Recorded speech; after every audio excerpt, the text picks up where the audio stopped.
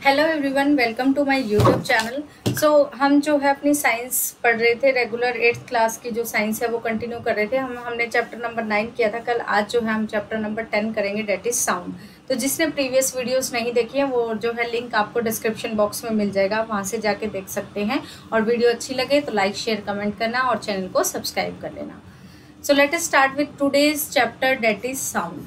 आज हम जो है साउंड पढ़ेंगे। साउंड जो है आपका एक अच्छा इंपॉर्टेंट टॉपिक बन जाता है, इससे आपके पास 4 से 5 क्वेश्चन बनते हैं। तो हम जो है उन चैप्टर्स के जो क्वेश्चन है उनको अच्छे से कंप्लीट करेंगे। तो late us start with the chapter number sound. देखो साउंड क्या होता है, आपके पास साउंड एक टर्म है, आवाज़। सिंपली आपको पता है आवाज़ होती है ये। तो आवाज़ कैसे है, जैसे हाइड एंड सीक आप गेम खेलते हो, ठीक है। हाइड एंड सीक जब गेम खेलते हो तो उसमें आप कैसे पहचानते हो, जब आपकी आंखें तो ब्लाइंड फोल्डेड होती है, ब्लाइंड फोल्डेड मीन्स पट्टी लगी होती है, तो कैसे पहचानते हो आवाज़ से। जैसे इंस्ट्रूमेंट्स है, ये अपनी अपनी आवाज़ करते हैं। तो कुछ आवाज़ जो है वो सुरीली होती है, कुछ जो है हमें पसंद होता है सुनना, कुछ जो है नहीं होता। तो आज साउंड के बारे में ही पढ़ेंगे कि साउंड आई कहाँ से, ठीक है। तो सबसे पहली बात ये याद रखना कि साउंड को प्रोड्यूस करने के लिए एक वाइब्रेटिंग बॉडी होती है, मतलब वाइब्रेशन बनेगी। इसका सबसे अच्छा एग्जांपल पता है क्या है, ड्रम लो।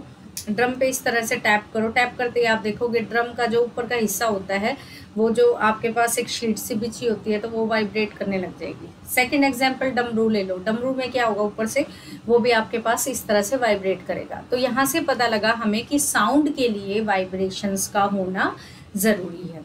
तो फर्स्ट क्वेश्चन क्या बना, साउंड के लिए हमें क्या चाहिए, वाइब्रेशन चाहिए। साउंड जो है हमेशा वाइब्रेशन से ही प्रोड्यूस होगी, ठीक है। वो वाइब्रेशन आप किसी तरह भी कर सकते हो, पानी में भी वाइब्रेशंस होती हैं, ध्यान रखना। तो पानी में भी आपके पास जो है साउंड ट्रेवल करती है। अब आपके पास जो नेक्स्ट क्वेश्चन बनता है कि हमारे ह्यूमंस में कैसे होती है साउंड प्रोड्यूस। उससे पहले मैं आपको एक बार जल तरंग के बारे में बता देती हूँ। जल तरंग की आवाज़ कैसी होती है, देखो आपने एक ग्लास टम्बलर लिए। ग्लास टम्बलर क्या होता है, कांच के जो ग्लासेस हैं ये लिए, इनमें क्या किया, पानी कम ज़्यादा इस तरह से भरते गए। आपने क्या किया, भरने के बाद इस तरह से टैप करना शुरू कर दिया, एक बार इसको एक बार इसको। तो जो ये आवाज़ बनी है ना, इसको जल तरंग बोलते हैं, ठीक है। क्या बोलते हैं इसको, जल तरंग। अब आप ये देखो कि ह्यूमंस में कैसे होता है भाई, यहाँ से क्वेश्चन बनने शुरू होते हैं। सबसे पहला वहाँ तो वाइब्रेशंस का ही था, और वाइब्रेशन भी पूछे तो टू एंड फ्रो मूवमेंट होती है, या फिर होती है बैक एंड फोर्थ।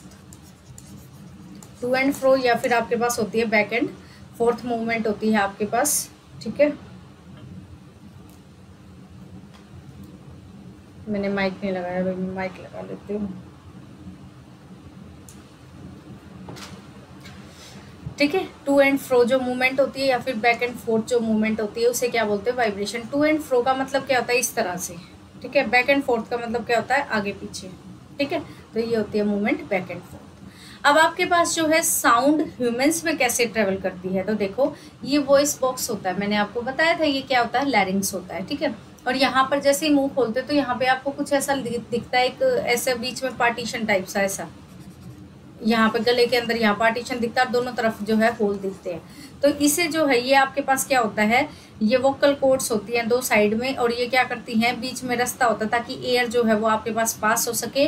और जो अपर एंड होता है विंड पाइप का, उसके ऊपर होती है। विंड पाइप कौन सी बताई थी मैंने, खाने वाली बताई थी, खाने वाली नहीं, खाने वाली तो फूड पाइप थी, उसका दूसरा नाम था ओसोफेगस। विंड पाइप क्या होती है, सांस लेने वाली, तो उसके ऊपर होते हैं ये, ठीक है। इस तरह से देखो ये तो वोकल कॉर्ड्स होगी, और यहाँ पर देखो ये ऐसे जो है ऊपर नीचे ऐसे होता रहता है, यहाँ पे आपको दिख जाएगा मुंह में, जो आप मुंह पूरा खोलोगे ना तो ये होता है, ठीक है। अब जैसे ही लंग्स जो है आपके पास वो फोर्स करेंगी एयर को, तो ये वोकल कॉर्ड जो है वाइब्रेट होना शुरू कर देता है, जिससे आपके पास क्या होती है, साउंड प्रोड्यूस। लेकिन अगर आपको नहीं पता लग रहा तो आप बोलो, बोलते टाइम यहाँ पे हाथ लगा लो, आपको वाइब्रेशंस महसूस हो जाएंगे, ठीक है।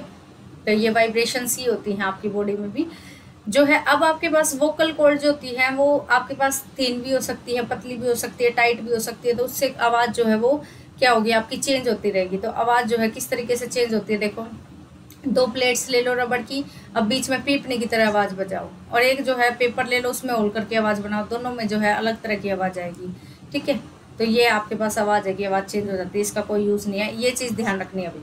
वोकल कॉर्ड जो होती है मैन में कितने mm की होती है, 20 mm की, और वुमेन में कितनी होती है, 15 mm की, जबकि चिल्ड्रन में बहुत छोटी होती है। जब भी इसीलिए बच्चों की आवाज़ जो है वो बड़ों से अलग होती है। फीमेल में कितनी होती है, 15 mm की, क्या, वोकल कॉर्ड, ठीक है। और जो मेल होते हैं उनमें कितनी होती है 20 mm की। कितने की? 20 mm की, ठीक है। और जो साउंड है, साउंड को अपने चलने के लिए मीडियम की जरूरत है। सबसे पहली तो वाइब्रेटिंग बॉडी प्रोड्यूस करेंगे, दूसरी मीडियम। मीडियम का मतलब होता है मैं आपसे बात कर रही हूँ तो बीच में हमारे क्या है, एयर एक मीडियम है। जो है आपके पास, मैं क्या हूँ, स्पीकर हूँ, आप क्या हो, रिसीवर हो, तो रिसीवर तक आवाज पहुंचाए। बीच में जो मीडियम होता है उसे बोलते हैं आप मीडियम, ठीक है। बीच में जो आपके पास ये स्पेस होता है इसे मीडियम बोलते हैं। एग्जाम्पल के लिए देखो, ग्लास है, ग्लास में फोन रिंग कर रहे हो, ठीक है, आपका फोन बज रहा है। आपने क्या किया, इसकी आवाज सुन के देखी, पास में खड़े हो गए, आपको आवाज आ गई, लेकिन अब आपने ग्लास को क्या किया, अपने मुंह से ऐसे ढक दिया। ढक दिया तो एयर को क्या किया, ज्यादा से ज्यादा सक करने की कोशिश की, इसमें से एयर को अंदर खींच लिया। एयर को अंदर खींच लिया तो अब आपने देखा कि अब इसमें से आवाज नहीं आ रही है, बहुत कम हो जाएगी। अगर आप पूरी एयर खींच लोगे तो बिल्कुल ही नहीं सुनाई देगी। तो इसीलिए एयर क्या है, जरूरी है, मीडियम जरूरी है आपके पास, ठीक है। अब आपके पास अगर एयर बिल्कुल खाली कर देते हो तो उस चीज को बोलते हैं वैक्यूम। ये पूछा जा सकता है भाई, वैक्यूम क्या होता है, जिसके अंदर एयर ना हो, नो एयर। क्या पानी में ट्रेवल करती है साउंड वेव्स? तो बिल्कुल करती है। यहाँ पे बेल बजा के देख लेना, पानी के अंदर आपको सुनेगी, ठीक है, तो बिल्कुल करती है। अब उसके बाद जो है आप एक ये एग्जांपल भी कर सकते हो कि आपके पास मेटल में से ट्रेवल करती है, सॉलिड में से करती है, तो हर चीज में से करती है भाई। यहाँ पे आप टैप करना, इस टेबल पे कान लगा लेना, आपको जो आवाज सुन जाएगी। ये तो आपने बहुत बार किया होगा। तो आपके पास आवाज क्या है, ट्रेवल करती है सॉलिड्स में से भी, ठीक है। अब जो है आपकी बॉडी के अंदर वाइब्रेट करता कौन है? अब आपकी बॉडी की बात आती है, आपके कान की, तो इसके अंदर वाइब्रेशन का काम करता है ईयर ड्रम। कौन करता है? Ear drum. नाम ध्यान रखना। और आपका कान एक फनल की तरह है, कीप की तरह है, ठीक है। और इसमें जो है काम कौन करता है? ईयर ड्रम करता है, जो कि वाइब्रेशंस का काम करता है। और वाइब्रेशन तो जो है आपके पास प्रोड्यूस करनी है तो उसके लिए एक छोटी सी पतली सी थिन का मतलब पतली स्ट्रेच मेम्ब्रेन होती है। कैसे बना सकते हो आप? अगर देखना चाहो कि भाई ईयर ड्रम किस तरीके से काम करता है तो देखो, एक डब्बा ले लो, डब्बे के ऊपर एक गुब्बारे का ये लगा दो या रबड़ का लगा दो। इस पे जो है छोटे 4-5 डाल के जो है वो डाल दो ग्रेन्स, और नीचे से आवाज बोलो इसमें, तो आप देखोगे ग्रेन्स ऊपर नीचे उछल रही है। तो ये एक तरह से ईयर ड्रम का काम कर रहे हैं। ये ग्रेन्स जो है ऊपर उछलेंगे, दाल के टुकड़े, ठीक है। तो ऐसे देख सकते हो आप, ईयर ड्रम में भी ऐसी वाइब्रेशंस होती हैं। ये देखो, यहाँ से जो है आवाज एंटर करेगी, ये ईयर ड्रम है, ये वाला हिस्सा, ये रहा देखो, ये ईयर ड्रम है पतला सा, और इसमें कभी पेन वेन नहीं मारने चाहिए। यहाँ से फिर जो आवाज़ है वो सिग्नल जाएगा अंदर वाले ईयर को, जो कि आपके पास क्या होगा, ब्रेन तक सिग्नल को पहुँचाएगा डायरेक्ट। वहाँ से पूरा फंक्शन होकर 9th क्लास में पढ़ोगे ईयर का पूरा डायग्राम, ठीक है। अब इसमें नेक्स्ट टर्म आती है कुछ इंपॉर्टेंट टर्म। क्या है? Amplitude, time period, frequency, vibration, ठीक है। देखो, एक जो वेव होती है ना, उसको रिप्रेजेंट इस तरीके से करते हो आप। ये एक वेव हो जाती है, ठीक है। इसमें जो मोशन है, वेव में ओसिलेशन, देखो ऐसे कांपना किसी चीज़ का, वो ओसिलेशन होती है। वो ऐसे भी कांप सकती है, वो ऐसे भी कांप सकती है। तो ऐसे कांपती है तो टू एंड फ्रो, ऐसे कांपती है तो बैक एंड फोर्थ, ठीक है। या ऐसे टू एंड फ्रो बोल दो, वो तो डायरेक्शन पर डिपेंड है आप कैसे, जैसे मैं ऐसे बैठी हूँ तो टू एंड फ्रो ये हो जाएगी, बैक एंड फोर्थ ये हो जाएगी डायरेक्शन, ठीक है। तो इसको ओसिलेटरी मोशन बोलते हैं। अब इसमें जो ये ओसिलेशन होते हैं ना, ऐसे रिप्रेजेंट होते हैं। तो एम्पलीट्यूड होता है मैक्सिमम चीज कितनी है, मैक्सिमम, ठीक है। टाइम पीरियड का मतलब होता है कितने टाइम में एक वेव पास हुई, ये पूरी एक वेव बनती है भाई। एक क्रस्ट होता है, एक ट्रफ होता है, ठीक है, आगे पढ़ोगे 9th में। फ्रीक्वेंसी होती है कितनी सेकंड में कितनी वेव निकली, ठीक है। तो अब दोबारा से बताती हूँ उनको साइंटिफिक टर्म में। ये देखो, फ्रीक्वेंसी ध्यान रखना, डेफिनेशन आ सकती है नंबर ऑफ ऑसिलेशन, कितनी ऑसिलेशन एक सेकंड में बनी। और इसकी एसआई यूनिट आ सकती है, वो क्या होती है, हर्ट्स। क्या होती है? हर्ट्स। और इसको शॉर्ट फॉर्म में HZ लिखा जाता है भाई। ये भी कई बार पूछा जाता है, H और स्मॉल z, ठीक है। H और स्मॉल z ऐसे याद रखना। अगर ऐसे लिखा गया तो ये गलत है, ध्यान रखना भाई, कईयों को तो यही नहीं पता होता। फ्रीक्वेंसी की यूनिट का जो एसआई यूनिट है वो क्या है, हर्ट्स, जिसमें से मापा जाता है। और फ्रीक्वेंसी बोलते किसे हैं, नंबर ऑफ ऑसिलेशंस पर सेकेंड। नेक्स्ट है एम्पलीट्यूड। एम्पलीट्यूड और फ्रीक्वेंसी जो है दोनों ही इंपॉर्टेंट प्रॉपर्टी हैं आपके किसी साउंड को जज करने के लिए, ध्यान रखना। दो फैक्टर हैं जो साउंड को पता लगा सकते हैं, वो एम्पलीट्यूड है और फ्रीक्वेंसी। नेक्स्ट है आपके पास लाउडनेस, ठीक है। लाउडनेस क्या होती है? देखो, आवाज कितनी लाउड होगी, जितना एम्पलीट्यूड होगा ना उसका स्क्वायर कर दो, और उसके डायरेक्टली प्रोपोर्शनल होती है क्या, इंटेंसिटी बोलो या लाउडनेस बोलो, ठीक है।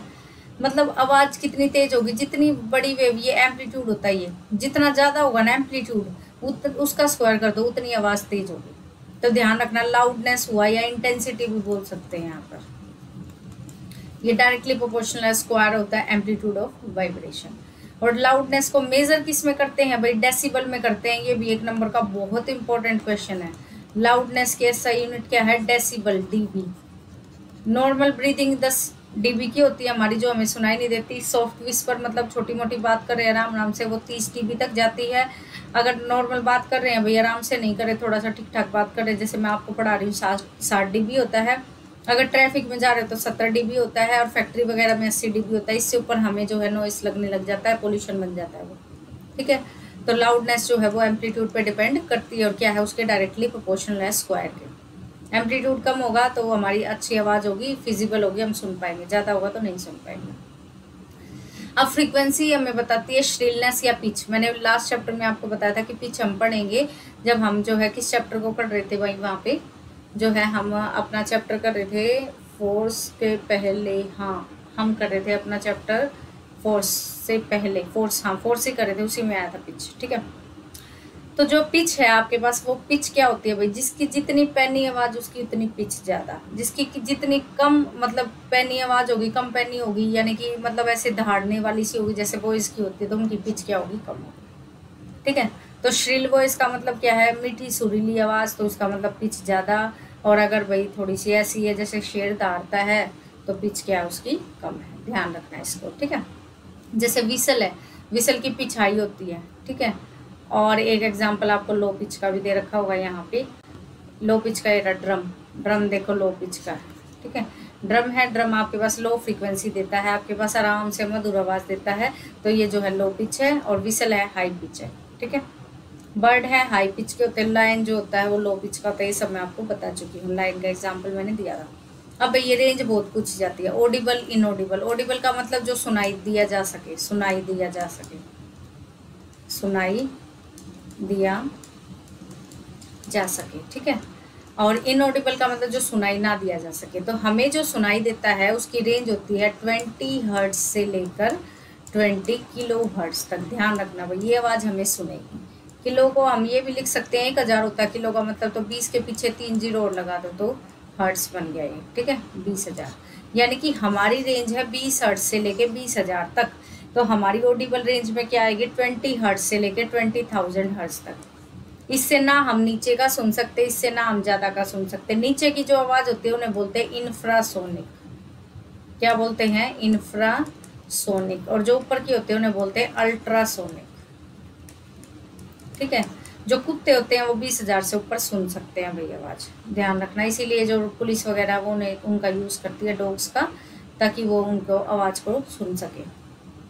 और जो हमें पसंद नहीं होती आवाज़, वो नॉइस बन जाती है। जैसे क्लास में सभी बच्चे इकट्ठा बोलने लग जाए तो वो नॉइस हो जाता है, ठीक है। नॉइस पोल्यूशन क्या होता है? नॉइस पोल्यूशन जैसे एयर पोल्यूशन होता है वैसे नॉइस होता है, जिसकी वजह से हमें हाइपरटेंशन होता है, हाई ब्लड प्रेशर हो जाता है, नींद नहीं आती है, एंजाइटी हो जाती है, मतलब टेंशन लेने लग जाती है, और जो है हेल्थ में डिसऑर्डर हो जाते हैं, ठीक है। बाकी जो है हमें टीवी वगैरह का यूज़ कम करना चाहिए, हॉर्न वगैरह कम सुनने चाहिए, ज़्यादा आवाज़ नहीं करनी चाहिए। तो ये चीज़ें ध्यान रखनी चाहिए। और जो बहरा होता है वो बचपन से ही होता है, तो इसीलिए मुश्किल होता है कि बाद में आप पूरे लॉस को खो पाओ। लेकिन हाँ, ये है थोड़ा बहुत आपको कम सुनना शुरू कर सकते हो। मतलब अगर आप ज़्यादा वो देखोगे टीवी वगैरह या ज़्यादा आवाज़ में गाने सुनोगे, तो इन चीज़ों से जो है आपके पास क्या होता है, कान का जो है थोड़ी बहुत हियरिंग जा सकती है, लेकिन प्रॉपर हियरिंग जाने के चांसेस बहुत ही कम होते हैं। अगर आप ज़्यादा ही नुकसान दे रहे हो तो अलग बात है, नहीं तो आपकी जो हियरिंग है वो बचपन से ही जाती है पूरी प्रॉपर। तो ध्यान रखना, बच से ही होती है, बाद में तो थोड़ा बहुत लॉस हो जाता है, हियरिंग लॉस बोलते हैं उसको। जो ज़्यादा 1-2 केस ऐसे भी होते हैं जिनमें भाई प्रॉपर डैमेज भी हो जाते हैं ईयर। अगर ईयर ड्रम में छेद हो गया है, कुछ भी हो गया, ये केसेस भी बहुत आते हैं, ठीक है। तो इनमें क्या होता है, आपकी जो सुनने की कैपेसिटी है वो कम होती है, बिल्कुल प्रॉपर नहीं खत्म होती, ठीक है। तो ये था हमारा चैप्टर नंबर 10। अब हम पढ़ेंगे नेक्स्ट क्लास में चैप्टर नंबर 11। कल हम पढ़ेंगे इंग्लिश। इंग्लिश में देखते हैं हमने कितने टॉपिक कर लिए थे, उसके बाद आगे कंटिन्यू करते हैं। टेंसेस ही चल रहा था हमारा इंग्लिश का, तो कल इंग्लिश की क्लास करेंगे। All the best for your exam, keep smiling, thank you.